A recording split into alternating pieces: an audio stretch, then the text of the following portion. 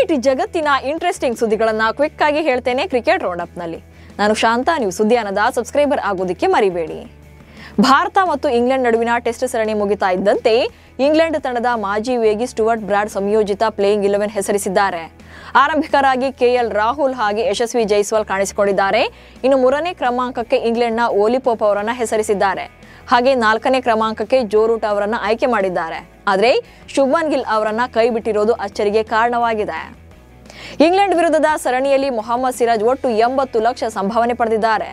England ವಿರುದ್ಧದ 5ನೇ test ಪಂದ್ಯದ ದ್ವಿತೀಯ ಇನ್ನಿಂಗ್ಸ್ನಲ್ಲಿ 5 ವಿಕೆಟ್ ಕಬಳಿಸಿ ಮಿಂಚಿದಂತ ಮೊಹಮ್ಮದ್ ಸಿರಾಜ್ಗೆ ಬಿಸಿಸಿಐ 5 ಲಕ್ಷ ರೂಪಾಯಿ ನೀಡಲಿದೆ.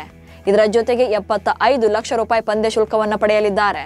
ಅಂದ್ರೆ ಟೀಂ ಇಂಡಿಯಾ ಪರ ಟೆಸ್ಟ್ ಆಡುವ ಆಟಗಾರನಿಗೆ ಪ್ರತಿ ಪಂದ್ಯಕ್ಕೆ 15 ಲಕ್ಷ ರೂಪಾಯಿಗಳನ್ನು ನೀಡಲಾಗುತ್ತೆ. ಈ ಮೂಲಕ ಒಟ್ಟು 80 ಲಕ್ಷ ಹಣ ಪಡೆದಿದ್ದಾರೆ. ಸಿರಾಜ್ ಅವರ ಮ್ಯಾಚ್ ವಿನ್ನಿಂಗ್ ಪ್ರದರ್ಶನದ ಬಗ್ಗೆ ಬುಮ್ರಾ ಒಂದೇ ಒಂದು ಪೋಸ್ಟ್ ಅನ್ನು ಹಂಚಿಕೊಂಡಿಲ್ಲ. ಇದು ಅಭಿಮಾನಿಗಳ ಆಕ್ರೋಶಕ್ಕೆ ಕಾರಣವಾಗಿದೆ. ಸಿರಾಜ್ ಕಂಡ್ರೆ ಬುಮ್ರಾಗೆ ಹೊಟ್ಟೆ ಕಿಚ್ಚು ಅಂತ ಹೇಳ್ತಿದ್ದಾರೆ. 5ನೇ ಪಂದ್ಯದಲ್ಲಿ ಸಿರಾಜ್ ನೀಡಿದ ಪ್ರದರ್ಶನಕ್ಕಾದ್ರೂ ಕೂಡ ಬುಮ್ರಾ ಮೆಚ್ಚುಗೆಯನ್ನು ವ್ಯಕ್ತಪಡಿಸಬೇಕಿತ್ತು. ಬುಮ್ರಾ ಅವರ ಆಬ್ಸೆನ್ಸ್ ನಡುವೆ ಟೀಂ ಇಂಡಿಯಾ ವೇಗಿಗಳು ಭರ್ಜರಿ ಪ್ರದರ್ಶನ ನೀಡಿದ್ರು. ಬಹುಶಃ ಅವರ ಹೊಟ್ಟೆ ಊರಿಗೆ ಕಾರಣವಾಗಿರಬಹುದು ಎಂದಿದ್ದಾರೆ.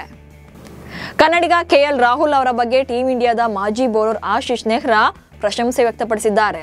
ಪ್ರಭಾವಶಾಲಿ ಬ್ಯಾಟಿಂಗ್, ಶಾಂತತೆ, ಕಿರಿಯ ಆಟಗಾರರ ಜೊತೆ ಹೊಂದಿಕೊಂಡಿರುವುದು ಎಲ್ಲವೂ ಕೂಡ ಕೆಎಲ್ ರಾಹುಲ್ ರನ್ನ ಪಾಯಿಂಟ್ ಔಟ್ ಮಾಡುತ್ತೆ. ತಂಡದಲ್ಲಿ ಹಿರಿಯ ಆಟಗಾರರು ಇಲ್ಲದನ್ನ ಅತ್ಯಂತ ಅನುಭವಿಯಾಗಿ ಟೆಸ್ಟ್ನಲ್ಲಿ ಕಾಣಿಸಿಕೊಂಡ್ರು. ಸರಣಿಯಲ್ಲಿ ಭಾರತ ತಂಡ ಸಮಬಲವನ್ನ ಸಾಧಿಸೋಕೆ ಕೆಎಲ್ ರಾಹುಲ್ ಅವರು ಕೀ ರೋಲ್ ಪ್ಲೇ ಮಾಡಿದ್ರು ಎಂದಿದ್ದಾರೆ. ಲಂಡನ್ನ ಲಾರ್ಡ್ಸ್ ಮೈದಾನದಲ್ಲಿ ನಡೆದ ದಿ 100 ಲೀಗ್ನ ಮೊದಲ ಪಂದ್ಯದ ವೇಳೆ ನರಿಯೊಂದು ಮೈದಾನದಲ್ಲಿ ಕಾಣಿಸಿಕೊಂಡಿದೆ.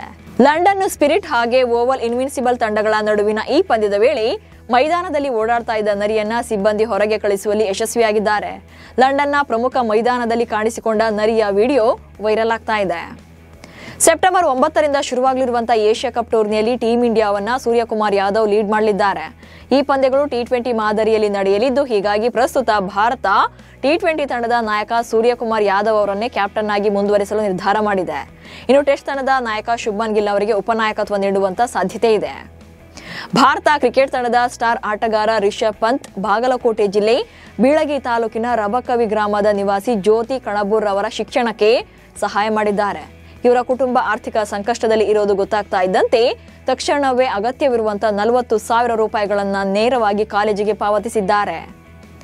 ದಕ್ಷಿಣ ಆಫ್ರಿಕಾ ತಂಡದ ಮಾಜಿ ನಾಯಕ ಹಾಗೆ ರಾಯಲ್ ಚಾಲೆಂಜರ್ಸ್ ಬೆಂಗಳೂರು ದಿಗ್ಗಜ ಎಬಿ ಡಿವಿಲಿಯರ್ಸ್ ಐಪಿಎಲ್ ಸಾರ್ವಕಾಲಿಕ ಪ್ಲೇಯಿಂಗ್ 11 ಅನ್ನ ಪ್ರಕಟ ಮಾಡಿದ್ದಾರೆ. ಚೆನ್ನೈ ಸೂಪರ್ ಕಿಂಗ್ಸ್ ದಿಗ್ಗಜ MS ಧೋನಿಗೆ ನಾಯಕತ್ವ ನೀಡಿದ್ದಾರೆ. ಜೊತೆಗೆ ಮುಂಬೈ ಇಂಡಿಯನ್ಸ್ ಮಾಜಿ ನಾಯಕ ರೋಹಿತ್ ಶರ್ಮಾ ಅವರನ್ನ ಆರಂಭಿಕ ಬ್ಯಾಟ್ಸ್ಮನ್ ಆಗಿ ಆಯ್ಕೆ ಮಾಡಿದ್ದಾರೆ. 3ನೇ ಕ್ರಮಾಂಕದಲ್ಲಿ ವಿರಾಟ್ ಕೊಹ್ಲಿಗೆ ಸ್ಥಾನ ನೀಡಲಾಗಿದೆ. ಕರ್ನಾಟಕ ರಾಜ್ಯ ಕ್ರಿಕೆಟ್ ಸಂಸ್ಥೆಯ ಮಹಾರಾಜ ಟ್ರೋಫಿ ಪಂದ್ಯಗಳನ್ನು ಚಿನ್ನಸ್ವಾಮಿ ಕ್ರೀಡಾಂಗಣದಲ್ಲಿ ಆಯೋಜಿಸೋಕೆ ಪೊಲೀಸ್ ಇಲಾಖೆಯಿಂದ ಅನುಮತಿ ಸಿಕ್ಕಿಲ್ಲ. ಕಾಲ್ತುಳಿತದಿಂದಾಗಿ ಪ್ರೇಕ್ಷಕರಿಗೆ ಪ್ರವೇಶ ಅವಕಾಶವನ್ನ ಪೊಲೀಸ್ ಇಲಾಖೆ ನಿರಾಕರಿಸಿತ್ತು. ಖಾಲಿ ಕ್ರೀಡಾಂಗಣದಲ್ಲಿ ಪಂದ್ಯಗಳನ್ನು ನಡೆಸೋದಾಗಿ ಕೆಎಸ್ಸಿಎ ತನ್ನ ಪ್ರಕಟಣೆಯಲ್ಲಿ ಈಗಾಗಲೇ ತಿಳಿಸಿತ್ತು. ಆದರೂ ಅನುಮತಿ ಸಿಕ್ಕಿಲ್ಲ.